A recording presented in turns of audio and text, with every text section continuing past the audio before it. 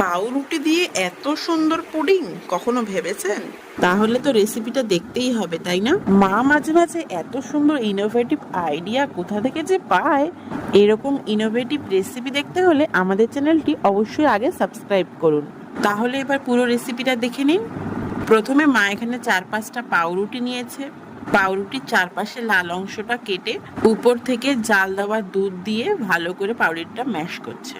এর মধ্যে গ্যাসের উনুনটা জ্বালিয়ে দেওয়া হয়েছে আর পাউরুটিটা চামচের সাহায্যে ভালো করে ম্যাশ করতে হবে। যখন পুরো সবকিছু ভালো মতো ম্যাশ হয়ে যাবে, উপর থেকে 1 চামচ মতো ভ্যানিলা এসেন্স, পরিমাণ মতো চিনি আর স্বাদের জন্য অল্প একটু লবণ, এগুলো দিয়ে ভালো মতো জাল দিতে হবে। অনেকক্ষণ ধরে ফুটতে ফুটতে দেখবেন পুডিংটা একদম ঘন হয়ে আসছে। কিছুই না, এটাকেই ঘন করে নিতে হবে। যতক্ষণ না পুডিংটা ভালো মতো ঘন হয়ে থকথকে ব্যাপারটা চলে আসে, ততক্ষণ এটাকে তৈরি করে নিতে হবে। দেখুন মায়ের কিন্তু প্রায় হয়ে এসেছে।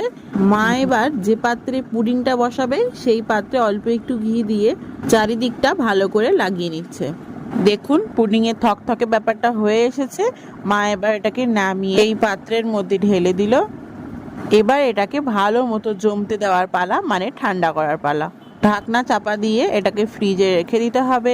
ফ্রিজের নর্মাল টেম্পারেচারে রাখা হয়েছিল আর তারপরে দেখুন কি দারুণ দেখতে হয়েছে।